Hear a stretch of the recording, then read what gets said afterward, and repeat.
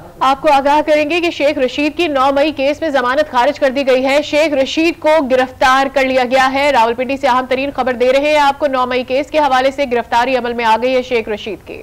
जी हाँ, शेख रशीद को अदालत के बाहर से गिरफ्तार किया गया है। 9 मई का मुकदमा, शेख रशीद को गिरफ्तार कर लिया गया है।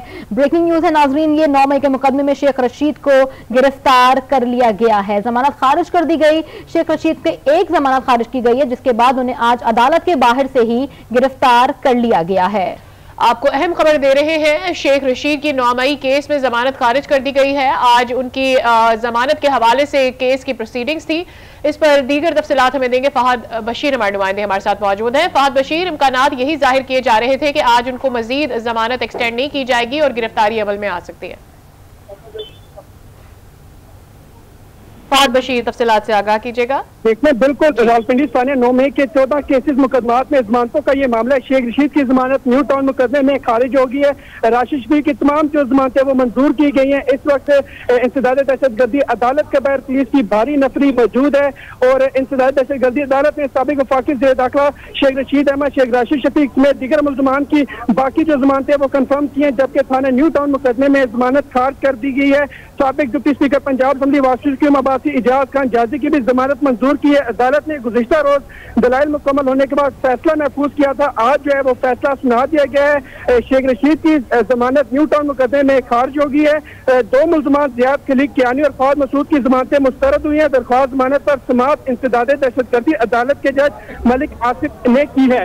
इस वक्त जो है न्यू टाउन मुकदमे में जो साबिक वफाकी ज़ेर दाखिला शेख रशीद अहमद की जमानत खारिज कर दी गई है। जी ठीक है, ये आगाह कीजिएगा फहद बशीर की उनके वकला की जानिब से चूंकि इलेक्शन की आमद है और ऐसे में चंद एक दिनों से हम देख रहे हैं कि जहां जहां पेशी हुई है शेख रशीद साहब ने बात जरूर की है मीडिया से, खासे सर्टेन नजर आते हैं इलेक्शन में उनकी मौजूदगी के हवाले से इलेक्शन लड़ने पर। तो वकला क्या कह रहे हैं, अगला लाएमल क्या है उनका? फिर देखिए, बिल्कुल उनकी जांच से कहा गया तमाम जो कानूनी तकाज़े वो पूरे किए जाएंगे। लेकिन जिस वक्त शेख रशीद अहमद आज इंसदाद दहशतगर्दी अदालत में पेश हुए थे, उनसे सवाल भी किया गया था अगर आपको गिरफ्तार किया जाता है तो आप इलेक्शन में कैसे हिस्सा लेंगे। तो उनका ये कहना था कि अगर मैं जेल जाता हूँ तो वहाँ से जो मैं इलेक्शन लड़ूंगा। इस वक्त जो उनकी वकला की टीम है इंसदाद दहशतगर्दी के अदालत के अंदर मौजूद है और जो कुछ देर बाद अभी जो पुलिस है वो बाकायदा तौर पर उनको जो लेके यहाँ से नामालूम काम पर रवाना हो जाएगी। और पुलिस की भारी नफरी जो है रावलपिंडी की इंसदाद दहशतगर्दी अदालत के बाहर मौजूद है और शेख रशीद अहमद को थाना न्यू टाउन केस में जो जमानत खारिज होने पर गिरफ्तार कर लिया गया थी।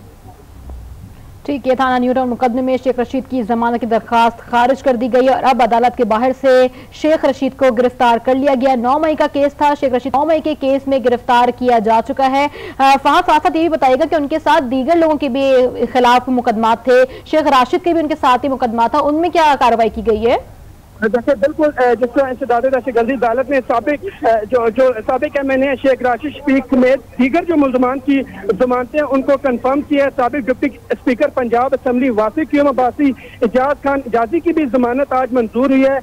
जो फैसला गुज़िश्ता रोज इंसदाद दहशतगर्दी अदालत ने महफूज किया था, आज जो है वो फैसला सुना दिया गया है। 2 मुल्ज़मान ज़ियाद खलीक कियानी और फवाद मसूद की जमानतें भी मुस्तरद हुई हैं। दरख्वास्त जमानत पर समाअत जो है इंसदाद दहशतगर्दी अदालत के जज मलिक आसिफ ने की है।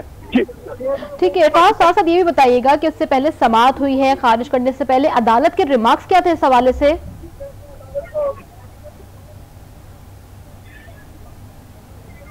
फहद बशीर, अदालती रिमार्क्स इस हवाले से क्या आए थे?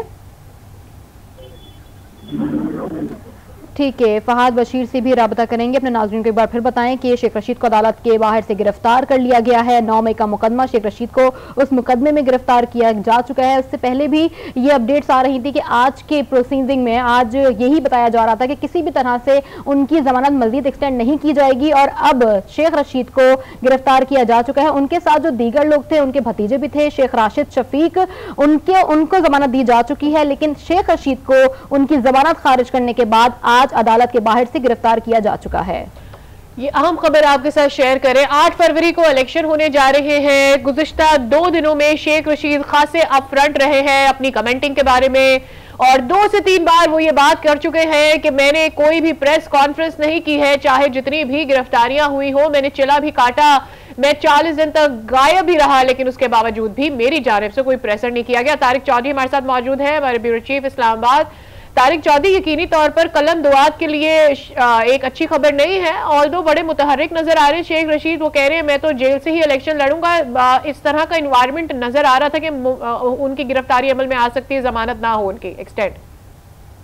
देखिए जी, 9 मई के वाकयात के हवाले से तकरीबन 14 केसेस जो मुख्तलिफ थानों के और रावलपिंडी इस्लामाबाद के जो बहुत से वर्कर्स थे पाकिस्तान तहरीक इंसाफ के, उनके खिलाफ दर्ज है, जिनकी जमानतों का आज समाअत होनी थी। तो जो मौजूद जज थे सदर दहशतगर्दी अदालत के, उन्होंने सुना और सुनने के बाद मलिक एजाज आसिफ साहब की अदालत में ये मामला जेर बहस थे, जिनमें 2 मुलजमान जो थे जियाद अली कियानी और फहद मसूद की जमानतें मुस्तरद हुई।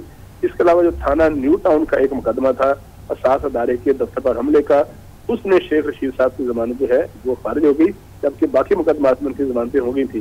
तो अब जो इतलात है वो ये है कि शेख रशीद साहब की जो जमानत मुस्तरद हो गई है, तो उनको गिरफ्तार कर लिया गया है थाना न्यू टाउन के दर्ज मुकदमे के हवाले से।